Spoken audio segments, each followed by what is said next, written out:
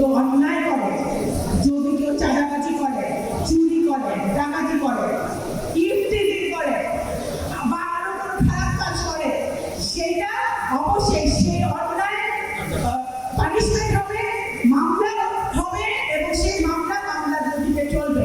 কেউ তখন এই তদবির বাড়ির জন্য থানাও যাবে না এবং আমার কাছে আসলে সেটা মামলা পাবে না।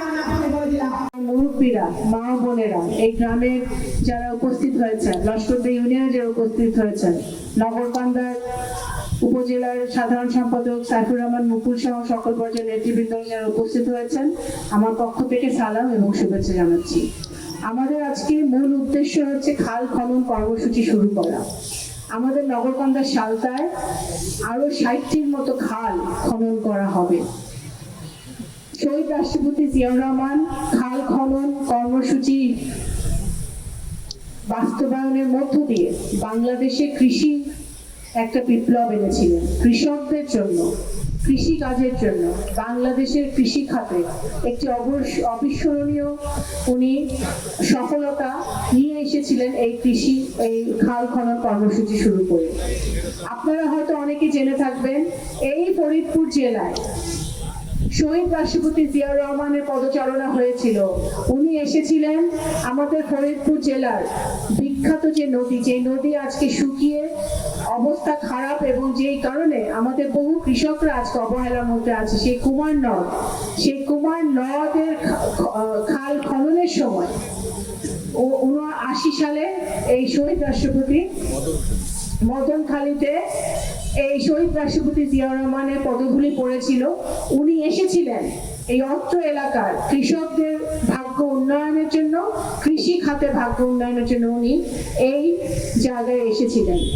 আজকে আবারও শহীদ রাষ্ট্রপতি জিয়াউর রহমানের সন্তান মাননীয় প্রধানমন্ত্রী জনাব তারেক রহমানের নেতৃত্বে একটি সুষ্ঠু নির্বাচনের মধ্য দিয়ে যখন বাংলাদেশ জাতীয়তাবাদী দল জনগণের ভোটে নির্বাচিত হয়ে সরকার গঠন করেছে, জনগণের সেবায় নিয়োজিত আছে, তখন আমাদের ইশতেহারের একটি বিশাল অংশ খাল খনন করে বাংলাদেশের অত্র এলাকার কৃষকদের ভাগ্য উন্নয়ন, কৃষি খাতের ভাগ্য উন্নয়ন এবং পানি প্রবাহ বেগবান করতে, পানির যে সংকট, সেই সংকট দূর করতে, কৃষিকাজে আর সহজলভ্য করতে এই খাল খনন আবার শুরু হয়েছে। জনাব তারেক রহমান বদ্ধপরিকর, সারা বাংলাদেশে খাল খনন করা হবে। সারা বাংলাদেশে খাল খনন শুধু কৃষি খাতে না, বাংলাদেশে আপনি জানেন সারা পৃথিবীতে যেরকম জলবায়ু পরিবর্তনের কারণে সারা পৃথিবীতে জনগণের যেরকম সমস্যা হচ্ছে, বিভিন্ন দেশের যেরকম সমস্যা হচ্ছে, বাংলাদেশের মতো দেশ, যেই দেশটি একটি নদীমাতৃক দেশ, সেই দেশে এই জলবায়ু পরিবর্তনের কারণে কিন্তু আমাদের গ্রামাঞ্চলের মানুষ, আমাদের বেশিরভাগ, আমাদের যে রুরাল জনগোষ্ঠী, সেই জনগোষ্ঠীর বেশিরভাগ মানুষ কিন্তু গ্রামাঞ্চলে বসবাস করে। সেই গ্রামাঞ্চলে আমাদের নারীরা, আমাদের মা বোনেরা, আমাদের মুরব্বীরা, তারাও কিন্তু এই জলবায়ু পরিবর্তনের কারণে একটি বিপদের সম্মুখীন হচ্ছে। সেই জলবায়ু পরিবর্তনের মোকাবেলা করার জন্য ওই খাল খনন অত্যন্ত গুরুত্বপূর্ণ ভূমিকা রাখছে এবং রাখবে। আপনারা দোয়া করবেন যেন আমরা এই খাল, নগরকান্দা সালতার প্রত্যেকটা খাল আমরা খনন করতে পারি, আমাদের কৃষক ভাইদের পাশে আমরা থাকতে পারি। আপনারা ইতিমধ্যে দেখেছেন মাননীয় প্রধানমন্ত্রী ফ্যামিলি কার্ড, কৃষক কার্ড, কৃষি খাতের ঋণ মওকুফ ইত্যাদি কর্মসূচিগুলো সরকার গঠন করার 1 মাস পূর্ণ হওয়ার পূর্বেই উনি কিন্তু এই কর্মসূচিগুলো হাতে নিয়েছেন।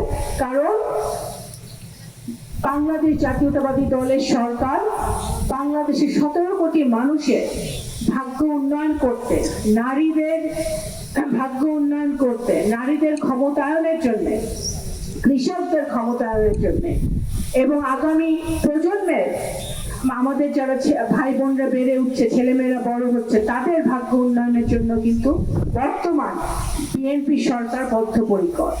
দল, মত, ধর্ম, বর্ণ নির্বিশেষে সকলের ভাগ্য উন্নয়নের জন্য ফ্যামিলি কার্ড চালু হয়েছে, কৃষক কার্ড চালু হয়েছে এবং কৃষি ঋণ মওকুফ হয়েছে এবং খাল খনন কর্মসূচি চলমান আছে। যে দাবিটা আজকে এই আমাদের এখানে এই শিক্ষা প্রতিষ্ঠানে ছেলেমেয়েরা এখানে পড়াশোনা করছে, তাদের সমস্যা হচ্ছে, অবশ্যই এই ব্রিজের প্রয়োজন। ইনশাল্লাহ আমরা এই ব্রিজও আগামী দিনে এই প্রকল্পের মধ্যে থাকবে এবং ব্রিজও বাস্তবায়িত হবে। এখানে যে চেয়ারম্যান আছে বাবু তালুকদার, আমি ওনাকে অনুরোধ করবো যে ওনাদের অত্র এলাকায় যে সমস্যাগুলো আছে, বিশেষ করে লস্করদিয়া ইউনিয়নে এবং নগরকান্দা উপজেলায় কোথায় কোথায় কি, সেগুলো উনি অবগত আছেন যে এই লিস্ট তালিকা হয়েছে এবং তালিকায় পর্যায়ক্রমে এগুলো টেন্ডারও হবে, কাজও শুরু হবে।